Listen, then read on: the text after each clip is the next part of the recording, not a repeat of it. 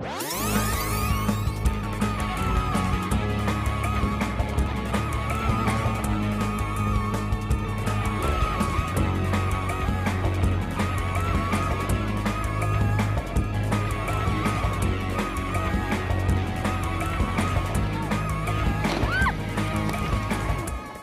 tout le monde, bienvenue à X-No-Terra. Je m'appelle Annie Dufresne et j'ai un show haut en couleur pour vous autres aujourd'hui. À Focus, on rencontre Max Durand.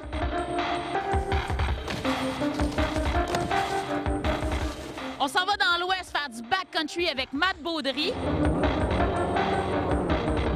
Au Topo Culture, on était au Metal Breakdown.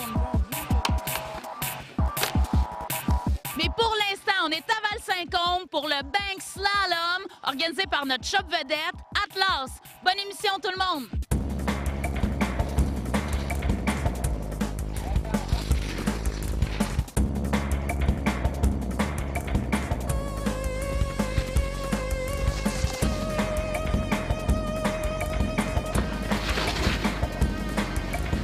Salut les gars, vous êtes donc ben beaux! Chic à part ça. Êtes-vous des frères? Non, on n'est pas des frères, on est des cousins. Oh, des vrais cousins? De la fesse gauche, en effet. Ah, ben ça, c'est la meilleure fesse. Et puis, vos soutes, ils sont de toute beauté. Où c'est que vous avez pogné ça? En fait, c'est une série que Burton a faite cette année, des reissues des manteaux qu'il avait fait là, en 85, si ma mémoire est bonne. Nos suits, ils ont de l'air vieux, mais ils sont flambant neufs. Fait que, mais on voulait avoir de quoi de vraiment... On voulait avoir un suit pareil avec les gants d'antan pour l'événement. Là, vous autres, vous êtes les gars d'Atlas qui organisé ça, cet événement-là? Oui. En effet. Ben, au début, c'était pour on voulait faire un démo day à Saint-Côme, un démo pour pouvoir venir essayer des planches, essayer de l'équipement. Ça fait combien de temps que ça existe, là? 3e année. Ouais. C'est qui a eu l'idée initiale? Ben, c'était un peu un brainstorm au magasin. On jasait de ça avec justement les représentants de compagnie. On voulait faire de quoi un peu différent. Comme je te dis, C'est pas décidé au bar, c'est ici. Hein? Il me semble que la décision officielle, c'est autour d'un pichet en bas ici. On se dit ça. Il y a des grandes idées souvent qui naissent autour d'un pichet. En effet, ça menait une. Je pense qu'elle est cool. Puis, en tout cas, à date, tout le monde a le sourire. Fait que c'est un peu froid, mais regarde, c'est l'hiver. On est au Québec.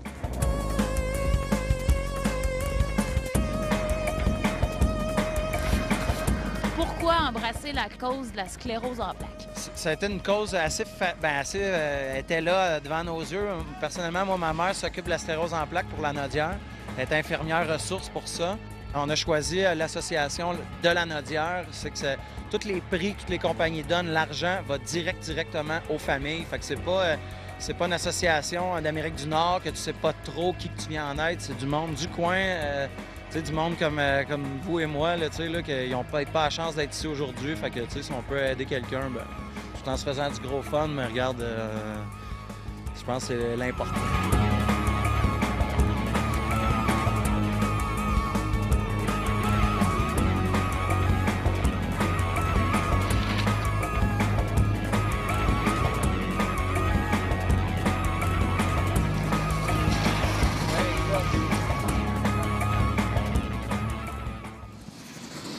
Ouh, là, je suis énervée parce que je vous amène dans l'Ouest canadien rencontrer Matt Baudry, avec qui on va faire du backcountry. Let's go!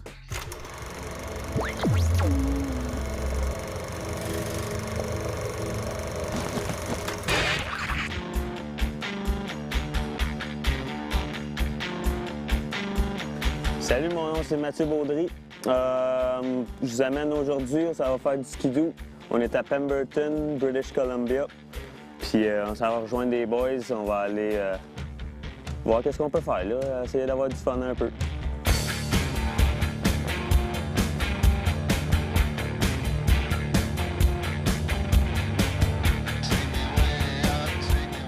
On est en retard, man, 10h30.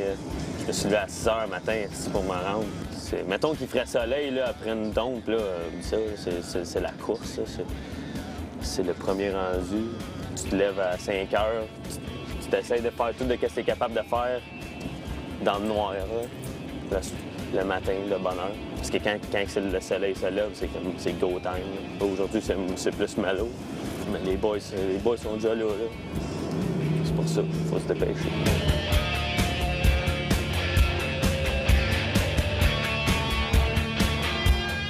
Avalanche Transceiver. Je sais pas s'il va y avoir bien des risques aujourd'hui, mais tout le temps bon à voir. Des fois, c'est passé proche. Hein? Les avalanches, puis d'habitude, t'es capable de t'éloigner. Tu souhaites tout le temps de pas être dans le parage, mais des fois, ça arrive.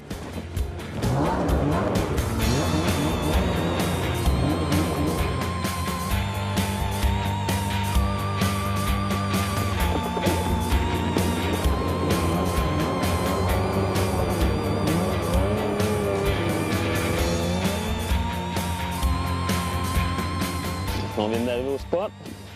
On est un peu en retard, fait que faut embarquer sur la pelle, les aider, les boys, parce que si tu pelles pas, tu jumpes pas. Quand c'est flat light comme ça, t'attends pour que le soleil sorte. Comme là, il y avait un petit peu de bleu tantôt. Fait qu'il y a des chances que ça devienne un peu meilleur. Sinon, on va le pogner de même. Pas bien chouette. Mais c'est pas super, c'est assez clair quand même.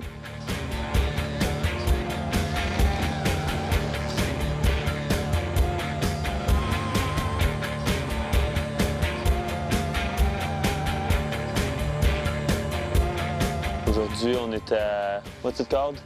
Miller? Miller's Ridge. C'est une place à Pemberton. Ça, on est en haut, un petit crew. On a David Rouleau. Directeur de Narcore Videoplay. Puis là, on a John Scott, c'est un photographe. On a Brian Slizak, c'est un autre filmeur. Puis on a Matt Bermore.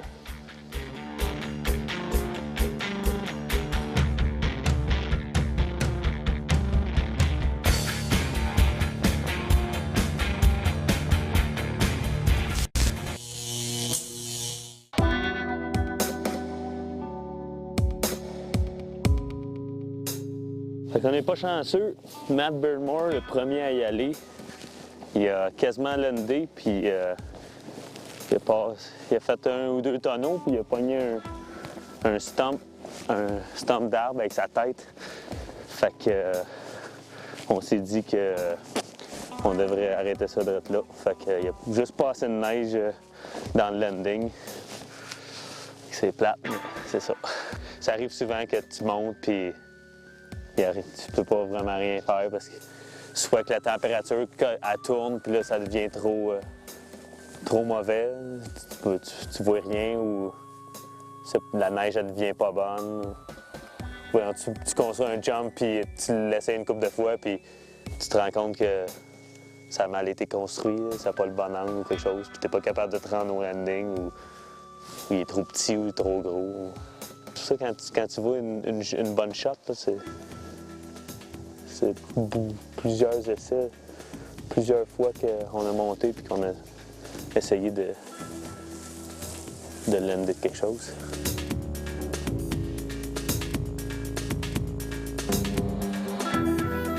Hey kids in Quebec, wear a helmet. Don't be stupid like me. You'd lose your brain cells and other stuff. Fait que là, on se prépare à repartir, je pense. C'est le fun. Pas fait grand-chose, mais on a eu bien du plaisir. C'est le fun d'être en haut. Il faut essayer au moins. Fait que, on va loader skidoo, puis on s'en va à la maison.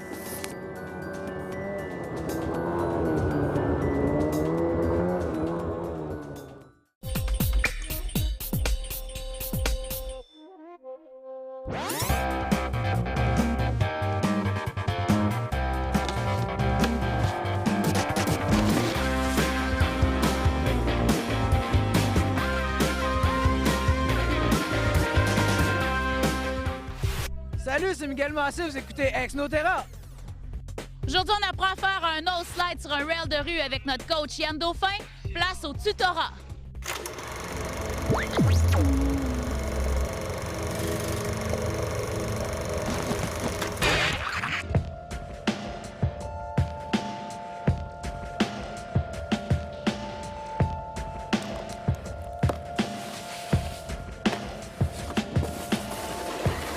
Salut tout le monde, cette semaine, on va vous expliquer comment faire un nose slide. Premièrement, le nose slide, c'est un truc de base. Pour le nose slide, il faut que le rail soit backside, ce qui veut dire en arrière de soi. Une fois que tu arrives avec une bonne vitesse sur le rail, tu sautes par-dessus, tu t'enlignes 90 degrés avec la jambe d'en avant. Tu t'assures que ton pied soit sur le rail, bien aligné. Ensuite de ça, une fois que tu es bien locké à 90 degrés, tu glisses jusqu'à la fin, tu ramènes ça, toujours les bras sur les côtés, bien stylé. Le style, c'est important. Un petit conseil aussi, toujours avoir une lime avec soi pour détuner ses boards, parce que quand on arrive à 90 degrés sur un tuyau de métal avec des corps en métal, quand la planche est nouvelle, ça peut mordre. Donc toujours avoir une lime avec soi pour les désaiguiser.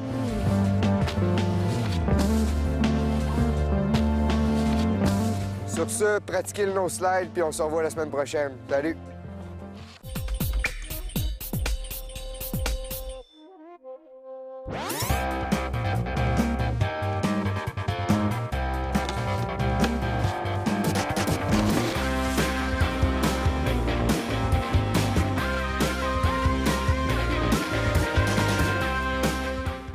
Aujourd'hui, on s'entretient avec un pro que vous connaissez sûrement et qui a déjà fait ses preuves. Il ride pour Atlas. Focus sur Max Durand.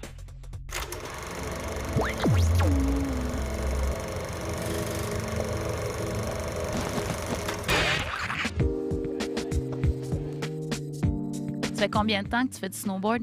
Ça fait 12 ans maintenant que je fais du snow, 8 ans que je fais de la compétition. Puis c'est ça, là, je faisais du ski avant, mais on n'en parle pas. Ben là, c'est indiscret de te demander ton âge. 22 ans.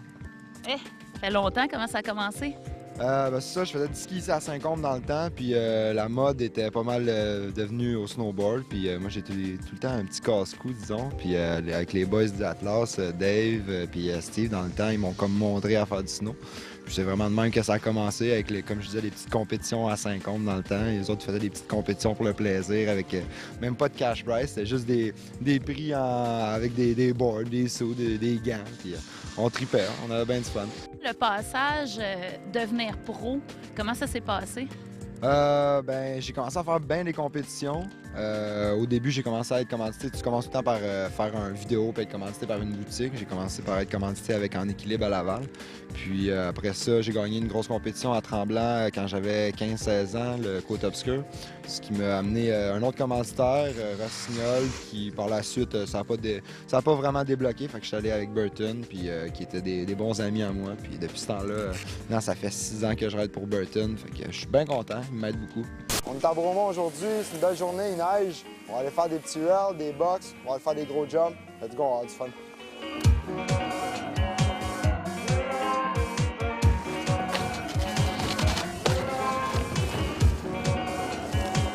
Hier, on était à la Villa, comme vous voyez, il neige encore aujourd'hui, il a neigé hier. C'est tout le temps des journées le fun quand il neige, on s'est fait du gros fun. Des fois, on se plante, hein? On fait pas tout le temps, on fait pas tout le temps juste des bons trucs. J'ai brisé ma planche hier, fait que là, j'ai une nouvelle planche aujourd'hui, une Dominant 2009. C'est une très bonne planche pour faire des jibs, comme on appelle, des rails. Puis on va aller essayer ça sur mes nouveaux box ici à Bromont.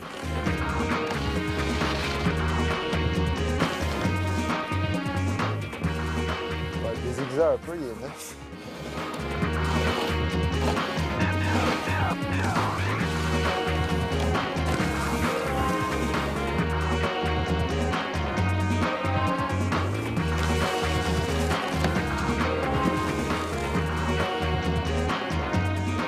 Arrivé au Big Air, c'est un gros kicker d'une 50aine de pieds. On va aller essayer ça, c'est un peu flat light, la visibilité est réduite pas mal aujourd'hui, mais c'est pas grave, on va avoir du fun, on y va.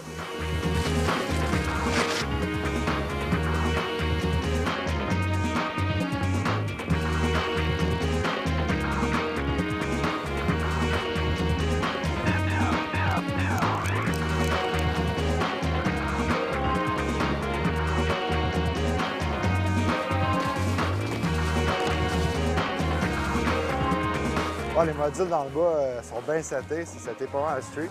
Peut-être un petit peu, les jumps ils arrivent un petit peu par-dessus les rails, un petit peu achalant, mais au moins il y a un gap entre les deux. Là. On parle pas ici de rails de débutants. On aime ça de même.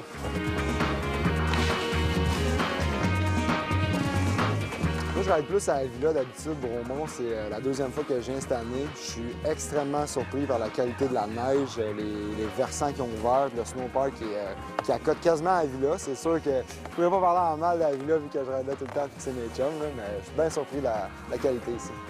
Aujourd'hui, on a eu accès à un gros jump. Je suis bien content que la sécurité et puis l'administration de la montagne nous ont laissé faire ça.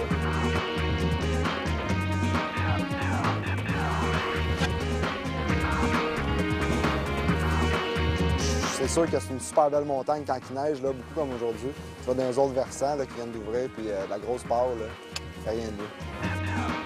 Merci d'avoir checké mon focus. On a passé une belle journée aujourd'hui à Bromont. Il a neigé, on a fait des gros jumps, des beaux box. Donc on va aller se réchauffer un peu. À la prochaine.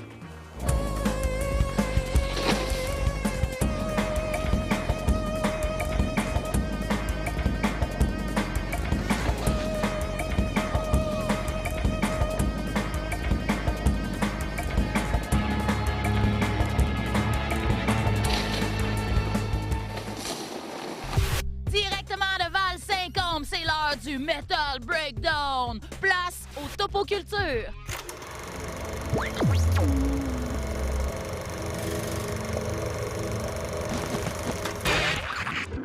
Salut tout le monde, c'est Seb Gagnon de PictureThis.com. On est à la 6e édition du Metal Breakdown. On va aller voir ça.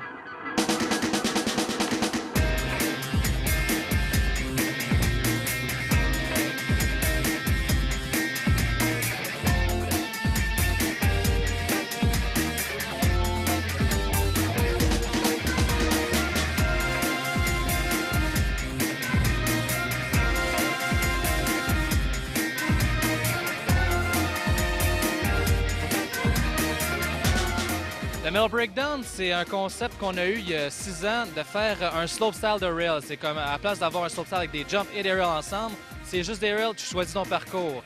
Alors comme on va en arrière, tout le monde peut aller choisir une ligne ou la croiser pour en faire des différentes.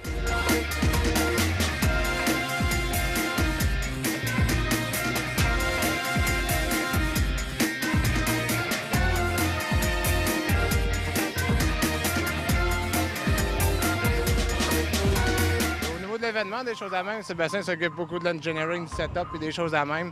Moi, je m'occupe beaucoup au niveau de tout ce qui est administratif, la recherche de commanditaires, autant que Sébastien qui se retrouve à faire ça aussi. On essaie de setter tous les médias et des choses à même pour tout faire un gros rassemblement dans l'événement. Donc, il y a aussi beaucoup le côté de publicité avec les posters, les flyers, tout distribués, essayer de ramasser le plus grand nombre de riders possible. Puis surtout au niveau du site web qu'on essaie de monter pour être capable d'avoir une bonne liste de contacts qui vont revenir nous voir à toutes les années.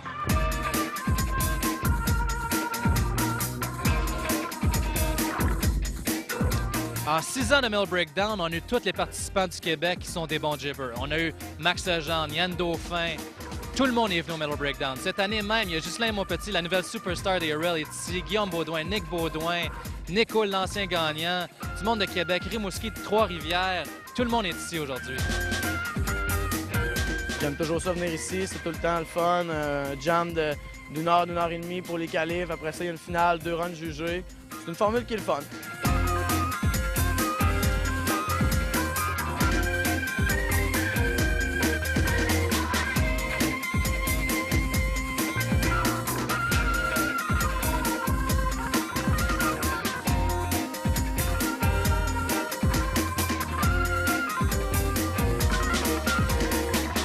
Organiser une compétition, c'est beaucoup de travail. Il faut s'assurer avec la montagne, avoir les modules, avoir la neige. La neige, moi, je suis celui qui stresse le plus avant la compétition pour être sûr que notre parcours est fait.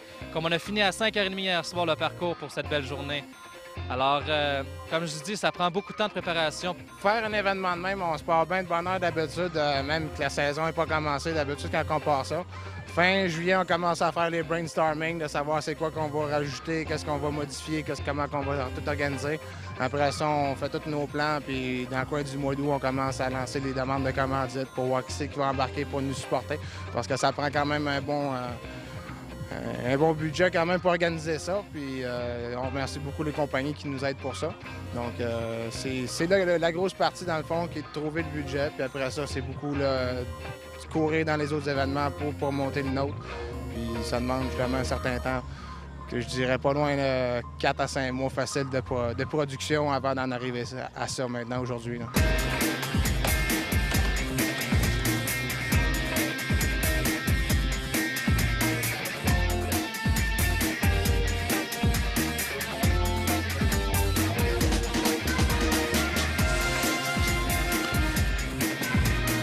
À chaque année, on essaie un petit peu de monter le niveau. Là. Les riders, ils se présentent, puis à chaque année, on a une bonne réponse. Fait qu'on a du gros fun. Là, aujourd'hui, en plus, dans la nature et de notre bar, une température assez clémente, il fait beau, il fait moins 5 degrés, du gros soleil. Fait qu'on n'a pas vraiment à se plaindre. Là. Il y a eu quand même 90 inscriptions. Ça brasse, on s'en va en finale, puis d'après moi, là, il va y avoir du gros calibre. Quand même 1000 $ de bourse pour hommes et pour femmes. Il n'y a pas de discrimination ici à Saint-Côme. Fait qu'on essaie d'en donner pour les riders, pour qu'il y en ait pour leur argent.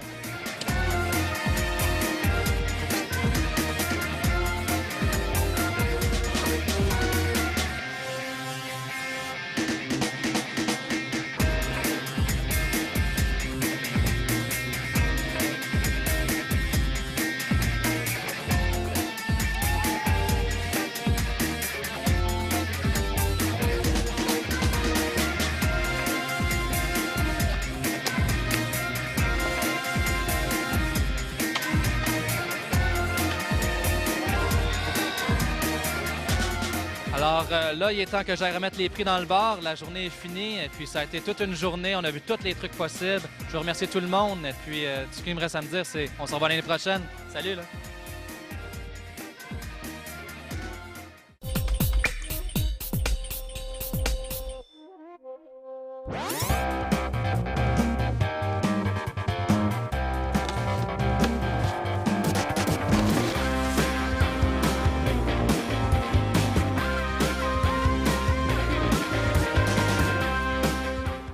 Salut, on est le crew de Shred B, vous écoutez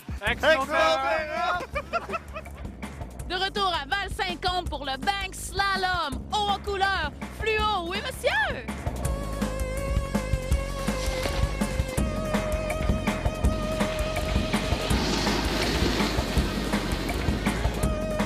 Toi, t'es un vieux de la vieille, ça fait longtemps que tu rides? Ben oui, depuis 89, là, j'arrête pas là. Là, je ramasse mon argent pour changer de planche, là, peut-être l'année prochaine. Là. T'as toujours le même sou? Ouais, toujours le même. Pas lavé? Une fois par année, le premier tout le temps. En même temps que je prends ma douche, là, le classique. Là. Vu que t'es un gars rempli d'émotions et d'histoires, peux-tu nous parler un peu de l'évolution de la montagne à Saint-Côme? Dans le temps, la montagne était toute petite, c'était à peu près ça d'eau. Avec les années, elle a grandi avec nous autres. Puis là, c'est rendu gros de même, c'est au bout. Non, mais ça a commencé ici, dans le temps, on était une gang, on faisait bien du snowboard, on a ridé beaucoup ici, on faisait des jumps de bord de piste, le classique. Puis là, tranquillement, avec la montagne, ils nous ont laissé travailler pour faire un parc. Juste de même, 2008, les back suitcases sont de retour. Tu dis dans le temps, c'est en quelle année? Je me rappelle pas les dates, je dirais 92-13, je te dirais que ça a commencé, là, que on a le droit d'avoir notre parc, on a commencé à rouler ça, faire des compétitions, puis là, c'est comme monter une gang ici, qu'on a toujours aidé pour le fun, dans le fond, mais à un moment donné, le calibre monte, c'est faire des compétitions. Puis là, la montagne, on voyait qu'il y avait un achalandage, fait que tranquillement, ils nous ont laissé plus de pistes, plus de temps, ils ont investi plus, fait qu'on a fini avec un parc qui était écœurant ici, puis aujourd'hui, je pense que c'est encore un des plus beaux snowboard parks au Québec à Saint-Côme.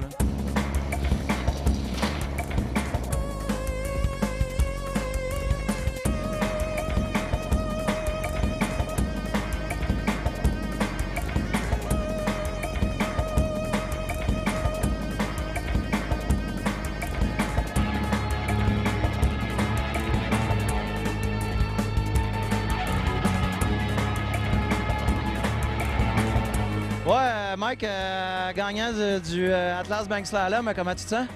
Je crois rêver. Quel truc qu'on va exécuter sur le plus gros jump au monde? Ça, pour les jeunes non instruits, ça s'appelle un tuck-knee. Le but, c'est de coucher le genou le plus près du pied avant, finalement. Et ça, sans se disloquer. Allons-y! Passe en avant de moi, Michel! Wouhou! Ah oui! Oh yeah!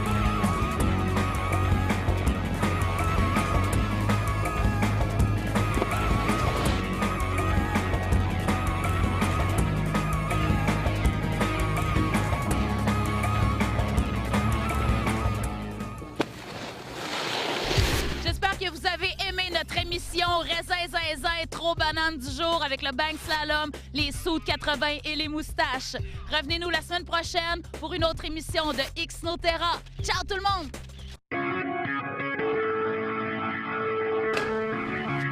La gang d'Xnoterra est équipée par Rome Snowboard.